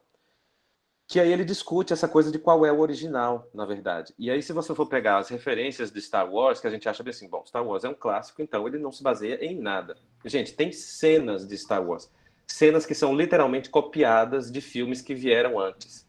Então, eu me lembro de uma cena que é no carro e que tem uns óculos assim na parte do para-brisa do carro, e eles colocam um do lado do outro, de qual cena pertence àquele filme. Então, o próprio Quentin Tarantino, ele se baseia em filmes de décadas anteriores, então, se é um filme da década de 70, você tem referências dos anos 50, se é filme dos anos 50, tem referências nos anos 30, 20. Nós não vamos saber, então, essa linha entre o plágio e o que é o remix, né, que recebe um outro nome, né, o remix ele ressignifica a ideia de plágio, mas ele oferece a referência. A ideia é sempre colocar a referência. Gente, não dói colocar a referência, né, Lene? Tudo aquilo que você mencionar, basta colocar a referência. Então, acho que é mais ou menos por essa discussão aí. Deem uma olhada nessa discussão sobre remixes e mashups, vou colocar aqui no chat. Ô, Paulo, até tem uma cartilha, né, da própria UFES, que diz a UFES na peleja contra o plágio. Uhum. E logo de cara ela diz, para evitar o plágio, a gente cita a fonte. A questão é, a integridade ética tem relação com o nosso posicionamento, como é que a gente vê essa questão de se apropriar daquilo que não é nosso. Sim. É isso? Então, eu cito a fonte, e aí é onde eu trabalho essa questão com os meus alunos, eu cito, como eu faço essa citação? Então, eu acho que a gente precisa melhorar a nossa formação universitária com relação a como eu cito corretamente a fonte para evitar o plágio. Eu acho que essa pegada é uma pegada interessante que a gente deve potencializar, Sim. porque não está fácil. A gente acaba tendo alguns problemas, né? E eu tento conversar bastante com os meus alunos sobre essa questão do plágio e deixar isso de forma que tenha acesso para a gente passar nas interfaces, liberando interfaces que sejam frias também, para que ele possa ter acesso. Até mesmo a Tem, escrita acadêmica, né, Helene? Assim, a gente tem disciplinas na graduação, pelo menos na UFES tem produção de texto para, acho que praticamente todos os cursos. Talvez não sim, seja o suficiente, mas essa discussão até de construção de parágrafo, de como fazer citação, de paráfrase, né? O que é uma paráfrase e por aí vai. sim. São questões que, às vezes, eu faço aula na graduação, faço aula na pós, e a gente ainda vê algumas situações na pós em que há dificuldade de fazer a paráfrase, a técnica de fazer a paráfrase, de pegar as ideias e de construir a paráfrase a partir das ideias do autor com as suas próprias palavras. Então, acho que isso é algo que precisa ser discutido, né, de forma, assim, não ameaçadora, isso de forma bem mais tranquila, de forma aberta, para que o aluno se sinta seguro, até para procurar o professor. Então, se a gente usa isso como com relações de poder, a gente não consegue estabelecer confiança. Então, se a gente não consegue estabelecer confiança, vai ficar mais difícil. Dilma está perguntando, Paulo, se o chat GPT pode ser utilizado para revisar textos. Considerando a sua experiência, como é que essa revisão ocorre? Sim, ele pode ser usado para revisar texto, sim. Ele faz boas revisões. Eu disse na minha fala que em algumas eu não concordava, mas isso é porque eu Eu tenho meus orientandos que estão aqui, eles sabem como eu leio o texto deles, né? Eles voltam com balõezinhos porque eu faço comentários de conteúdo e também de revisão. Eu acabo fazendo a revisão porque eu não me aguento. Mas as revisões são relativamente boas, sim. E aí, tudo que fizer no ChatGPT, eu sugiro que depois dê uma conferida, né? Não é que ele revisou e que está tudo certo. Até organizar as referências, quando eu pedi para mandar para a APA, eu conferi uma por uma se estava mesmo ali, né, o ano logo depois do nome, se os nomes estavam em maiúscula só a primeira e minúsculo o restante, esse tipo de coisa. Bom, deixa eu olhar aqui. Alguém está dizendo que a frequência não está indo. Funcionou para mim, Valesca. Não sei. Daniela está pedindo uma oficina sobre paráfrase. Eu consegui também. Vamos ver aí quem não está. Mas aqui funcionou. Então, dá uma olhada, Valesca, o que é que está acontecendo se você está com. Que aqui funcionou bem. Bom, Paulo, aqui a gente já finalizou. Tem mais alguma pergunta? Alguém gostaria de colocar mais alguma? Sandra vai abrir a fila. Vamos, Sandra. Boa tarde. Boa tarde, Sandra. Bem-vinda. Obrigada. Deixa eu ver se eu ligo aqui a câmera. Olha, Valesca, vê se aí se não é um antivírus. Sandra, como vai? Tudo bem. Que bom, que maravilha essa tarde, viu? Olha só, a gente está em Paulo, êxtase, viu, Paula? A gente está em êxtase. sempre é bom. Eu acho que já é a quinta fala de Paulo que eu acompanho sobre o mesmo tema e sempre vem algo a mais, sabe? A gente coloca, vai falar da mesma. Não é. Não é, porque aí vem outras questões, né? Vem outros questionamentos, outros posicionamentos. Eu queria colocar uma experiência que eu tive recentemente na educação básica, né? Eu fui corrigir redações de uma escola particular, e uma das redações me chamou a atenção. Na verdade, duas redações me chamaram a atenção. E aí eu fiquei, porque eu já realizei alguns testes no chat. Tem alguém ligado aí? Com áudio, né? Legal. E aí dá para perceber assim um certo discurso. Ele tem um discurso, né? Ele tem um padrão de escrita que a gente, à medida que a gente vai testando, a gente vai conhecendo, como o Paulo mesmo disse, quando a gente conhece o aluno, né? O aluno escreve, você já identifica aquele perfil de escrita. Assim mesmo é o chat. E aí, nessas correções que eu fui fazer, essas duas redações me chamaram a atenção porque eu conheço esse discurso, né? Eu fiquei com essa impressão. E aí, já também lendo muito sobre essa questão de que não dá para identificar plágio com chat, mas eu quis fazer um teste diferente. Inclusive, eu relatei a Alessandra, né? Eu contei para ela e mandei até o print da tela que eu fiz o teste. E aí, eu fiz o seguinte: em uma das redações, eu peguei a primeira frasezinha da redação e coloquei, chat, foi você que escreveu a redação que começa assim? E aí, coloquei só o trechinho do início da redação. E ele me respondeu, claro, fui eu que fiz essa redação. Achei muito massa, né, esse discurso. Bom, aí então eu perguntei, tá, se foi você que escreveu, me dá essa redação completa, por favor? E ele escreveu a redação. Quando ele me retornou a redação, estava exatamente igual à redação do aluno. Então, nesse caso, eu tive claramente que a escrita tinha sido feita pelo chat. A segunda redação que eu tive também, mas já foi uma impressão meio ainda insegura, eu fiz o mesmo teste, mas aí ele não me retornou com a redação completa da aluna, e aí eu desconsiderei que poderia ser o estilo dela, enfim, porque eu não sou o professor exatamente, né? Eu só faço correção da redação. E aí depois eu fui conversar com o aluno sobre isso, né, em particular, claro, e ele me pediu desculpas, disse que estava muito, né, muita coisa para fazer, e o prazo já estava em cima da hora, resolveu adentrar no chat GPT e pedir para fazer.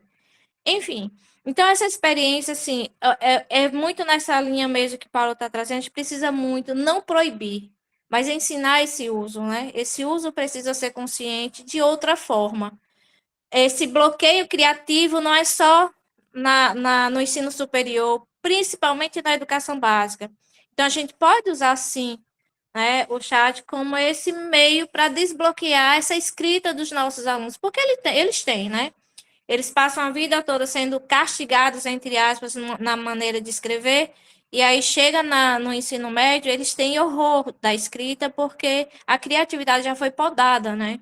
Então, acho que é esse movimento que a gente precisa desde a educação básica, não é proibir, né? Mas ensinar formas de uso de maneira consciente e que vá além do que ele traz como escrita. Então, era isso que eu queria trazer como contribuição. E na próxima estarei, né? Só se eu tiver outro compromisso. Obrigado, Sandra. É sempre uma honra ter você como ouvinte, né? Ouvinte e dialogadora.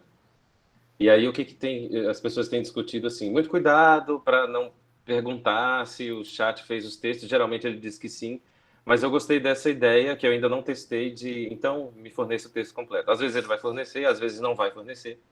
Né? Mas a gente não pode punir o aluno com base nisso, porque a maioria das vezes... eu acho que foi Beth que me mandou um vídeo de um professor nos Estados Unidos que viralizou, ele brigando com a turma inteira. Imagina aquelas turmas que tem nos Estados Unidos, né? Com aqueles auditórios imensos. Sim. Porque todo mundo tinha feito o exercício no ChatGPT, né? O ensaio lá que ele pediu para fazer. Porque, na verdade, ele jogou e o ChatGPT disse que foi ele que tinha feito. Só que, na verdade, alguns foram punidos injustamente, porque os alunos mesmo tinham feito, outros, de fato, tinham colocado no chat. Então, a gente está nesse... Nós estamos, na verdade, navegando um ambiente muito novo e, à medida que o tempo vai passando, nós vamos descobrindo, né, coisas novas sobre esse universo. Definitivamente, o inverno do ChatGPT acabou. Aliás, da inteligência artificial, né? Ô, Paulo, isso é bem delicado, né? Porque, assim, a gente fez uma atividade... Eu vou passar a palavra, Mário, só um momentinho. A gente fez uma atividade lá no laboratório do LIFE, e aí, enquanto a gente projetava, né? Porque tem o Plagium, que é uma interface que diz assim, detectar IA. Então, quando a gente coloca lá, então eu colocava lá e ele dizia, provavelmente esse texto foi construído por uma máquina. Aí o meu aluno colocava lá, um texto também construído pelo chat, ele colocava lá, provavelmente isso foi construído por um humano. Então, essas oscilações de informação que a gente não tem como considerar, né? Sandra deu aí uma sorte danada, porque ele conseguiu mandar até o texto e ela, olha, o cuidado ético da professora, né? Em conversar particularmente para ver com o aluno. Eu também fiz isso numa disciplina, né? Inclusive, a gente fez de forma individual, com devolução de relatório, com orientação de como aquilo poderia ser melhorado, com prazo esticado, sem punição de nota, mas com a preocupação do processo formativo, tá? Em outra turma, a gente trabalhou a paráfrase. E aí, a paráfrase que veio igual da turma inteira, para aquela mesma citação. Então, eu acredito muito que a gente tem que vivenciar essa experiência, e ir testando, e conversando com os alunos, e lançar mão de questionamentos, de colocações, de conversas sobre... para a gente sair do senso comum, com pesquisadores como você. Tem também no YouTube um material muito interessante, que é a USP, um seminário de discussão, que a USP tem colocado, essa preocupação da gente buscar, da gente saber como é que a gente ajuda o aluno a utilizar a interface de forma correta, né? Sabendo dos limites, para evitar esse senso comum, Sandra. Então, a gente não aguentou quando a gente viu todas as paráfrases iguais. Então, acho que tem um teste, né? Tem um teste. Mário? Mário levantou a mão. Opa, boa tarde. Boa tarde. Agradecer a apresentação de Paulo e falar que fiquei muito feliz. Principalmente porque eu tinha um pensamento, Paulo, a respeito da questão das referências, né? Porque o ChatGPT ele não traz referência para o texto que ele está construindo. Então, eu penso que isso é um grande argumento, né, para nós professores e para quem também está construindo os trabalhos, de que é preciso ter a pesquisa.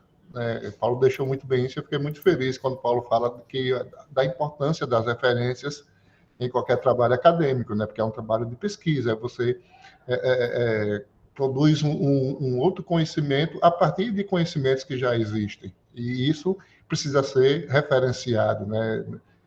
O Denis acabou de dizer aí que não custa nada colocar referência na citação.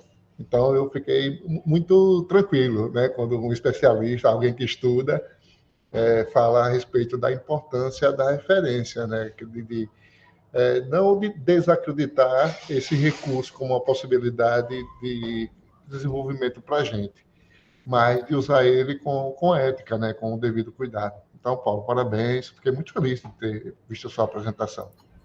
Obrigado, Mário. Teve uma coisa que lá no IFES, Gilson, que acabou de terminar o doutorado em educação, ele é professor da área de inteligência artificial, e aí ele mostrou um artigo e ele me perguntou o que eu achava. Eu não sei se vocês já viram aqueles periódicos que agora no final estão colocando quem ficou responsável por quê na revista. Sim, sim. No artigo. Sim. E aí é uma revista internacional da área de inteligência artificial que sugere que sejam indicadas as partes que foram desenvolvidas por inteligência artificial. Que trechos daquele texto foi desenvolvido por inteligência artificial? Seja um exemplo, seja, sei lá, o desenvolvimento de uma ideia, a interpretação ou uma paráfrase. Ele perguntou, Paulo, o que você acha disso? Você acha que esse é o caminho? Né? E aí a minha resposta para ele foi assim, Gilson, a revisão entre pares é uma questão de relação de poder também. Né? Quem são os editores dos periódicos? Os editores de periódicos, eles têm associações, né? Eles têm, esqueci o nome agora, de editores de periódicos, não sei se são associações, organizações, que eles se reúnem para entender como vai funcionar os níveis de impacto daquelas revistas, e aí existem associações que são do Nordeste, do Sul, do Sudeste ou do Brasil inteiro, fóruns, obrigado, isso mesmo, os fóruns de editores. Então, esses fóruns, eles têm as suas relações de poder, e aí o que eles definirem, se eles autorizarem isso em suas revistas, isso passa a ser uma convenção, isso passa a ser um hábito, e aí nós poderemos indicar o que vai ser produzido por inteligência artificial. É uma coisa para nós observarmos aí no futuro, né? É sim. Mas, Paulo, quanto às referências, a gente pode ficar tentando. Eu pedi uma referência para ele não deu da norma, eu falei, não está atualizada, não está atualizada. Na terceira versão veio melhorada, mas pelo menos já te dá uma noção. Se você tem um certo conhecimento de como é que aquilo pode ser posto, você vai ajudar com maior facilidade, né, nas referências também. Sim. E melhorar as nossas paráfrases também. Só que a experiência que a gente teve nas turmas de graduação, fazer a paráfrase usando a técnica da metodologia científica e fazer a paráfrase pelo chat GPT. Então, a gente ainda está nessas correções para a gente saber. Que às vezes ele não tem uma boa redação, né? Às vezes ele usa muito gerúndio, ele vai assim, são conhecimentos que você precisa ter para até melhorar o texto produzido por ele, né? Então, assim, não inviabiliza de forma nenhuma o nosso trabalho enquanto formadores dos cursos de licenciatura, na área de licenciatura, preocupação com a formação inicial. E isso, com o tempo, pode ser resolvido, né? A partir do momento que a gente, por exemplo, ele está treinado em língua portuguesa e a gente fala bem assim, olha, esses gerúndios, eles precisam... Você programa o algoritmo para diminuir os gerúndios. Ele vai fazer isso. Então, tempo, né? E de estudo também, eu acho que a gente precisa estudar. Né? Assim, quando você colocou Paulo Freire, em 1985, né, com a pedagogia da pergunta, a gente fica assim pensando... como ainda a gente está engatilhando com essa pedagogia da pergunta, se a gente ainda reproduz processos como deixar as carteiras enfileiradas. Não sei se você já deu aula na didática 5 e 6 da universidade. Eu entro em pânico quando me colocam para dar aula naquelas didáticas, porque, assim, além das cadeiras estarem sempre enfileiradas, são muitas cadeiras. E como eu dou aula de língua inglesa e as turmas nós dividimos, só disciplina de língua você tem que fazer conversação, então elas têm no máximo 25 alunos. E aí, para eu colocar semicírculo, nossa, dá tanto trabalho para afastar essas cadeiras. Eu falo assim, gente, como essa universidade ainda está organizada. E aí a didática 1 eu gosto mais, porque é a única que tem internet, e ela tem menos carteiras, né? Ela tem mais espaço. E aí eu falo, se eu pudesse, eu pediria para ficar só na didática 1, mas não depende disso, né? Mas assim, aquelas didáticas que são as mais recentes, 5 e 6, são as que estão mais engessadas nesse modelo de cadeira enfileirada. Nosso mini auditório aqui no Campus Ita, toda vez que a gente vai fazer evento, a gente tem que organizar, porque ele está sempre enfileirado. É um mini auditório, mas ele está sempre na pegada, né? Aí sabe uma coisa que eu observei também? Quando eu acabo a aula, dispenso a aula, quando eu formo o semicírculo, eu falo, gente, tá, vamos embora, tchau, até a próxima semana. Aí os alunos começam a colocar tudo na fileira de novo. Eu falei, gente, quem foi que ensinou os alunos a colocarem de volta na fileira, né? Eu não sei. É uma coisa, é uma gentileza, talvez, com o pessoal da limpeza, que recebeu Sim. ordem de colocar em fileira, não sei como é que isso acontece. Mas até os nossos alunos já ficam condicionados a colocar de volta na fileira. Né? Eu fiquei pensando um dia, quando eu dispensei a aula. Paulo, olha, muitos elogios aqui. Obrigado, né, no chat, está muito, muito, muito, muito, muito mesmo, tá? E eu queria encerrar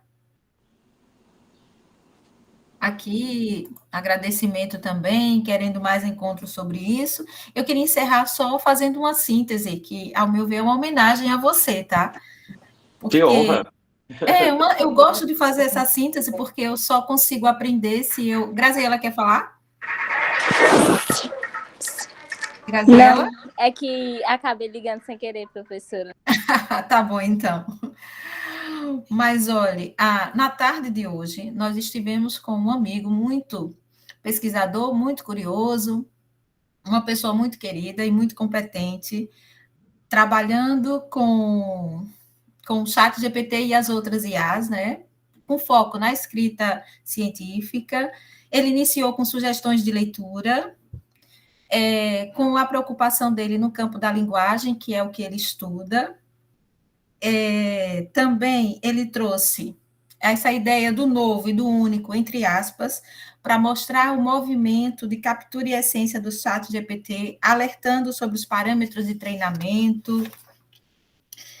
Ele fez referência sobre o que há de bom, né? Então, ele colocou a questão das referências, a questão da elaboração de questões, a forma como a gente pode perguntar, sugestão de roteiros, planos de ensino, escrita de parágrafo, a preocupação de você pedir novas versões, sempre nessa pegada de reformulação da análise. Então, saber perguntar é a grande questão. Na produção de textos, que você pode solicitar, e evidenciou também as limitações, como as informações incorretas, a falta de uma fonte, a repetição de frases previamente utilizadas, as informações que são dadas pelo treinamento, né, pelos parâmetros de treinamento.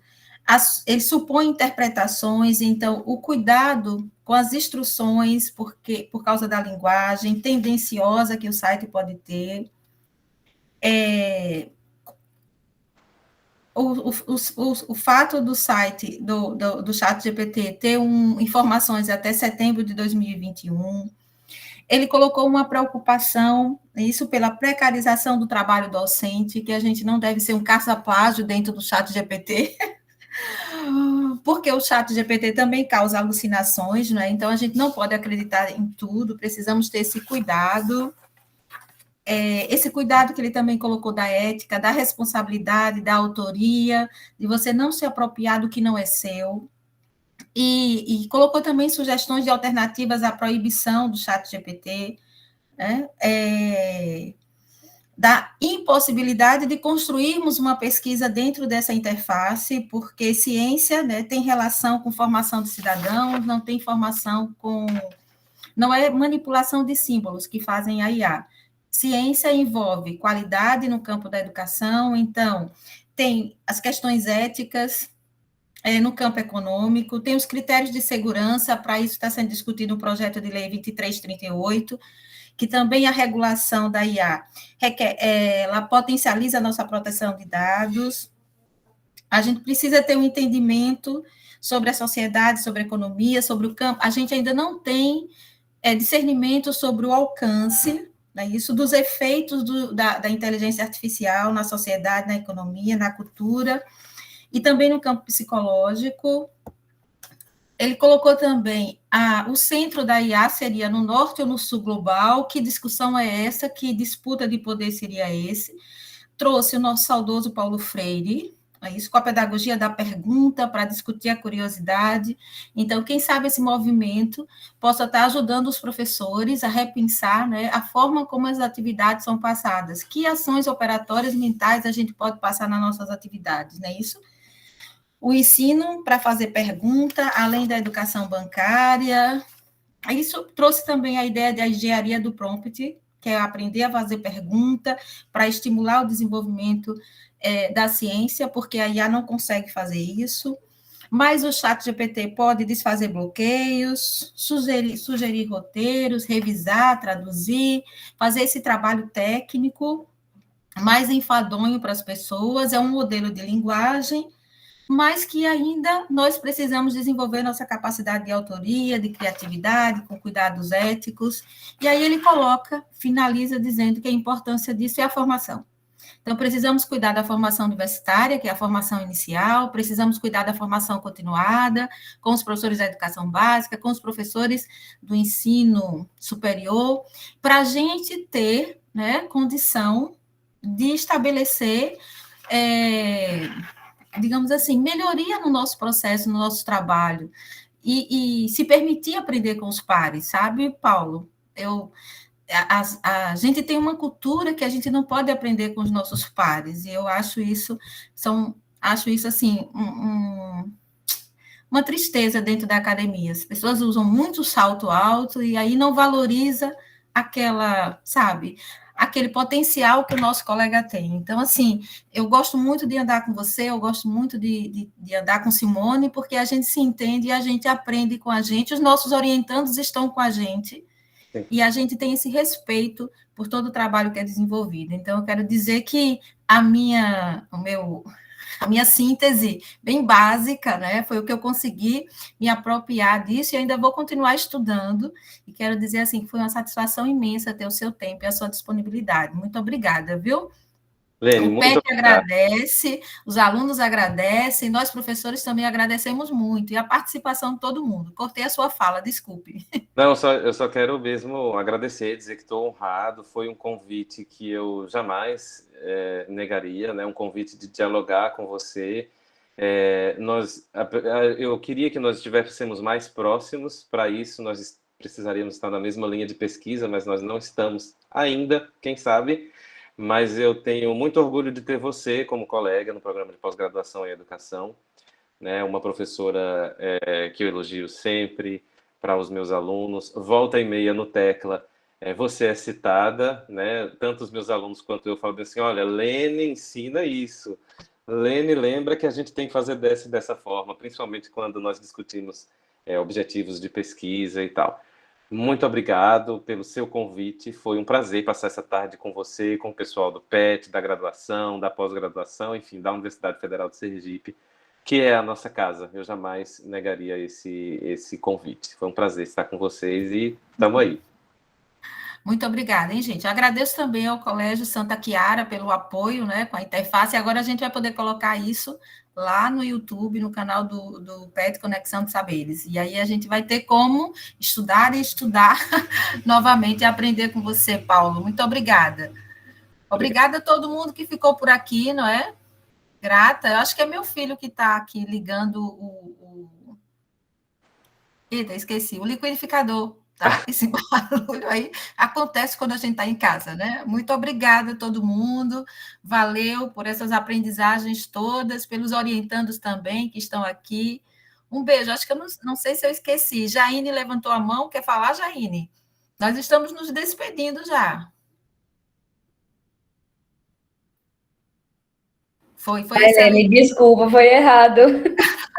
Não tem problema não, fica à vontade. Um beijo para você. Bela, muito obrigado por ter nos ajudado, ter mandado o convite, não tivemos nenhuma intercorrência. Um abração, hein? Fiquem bem.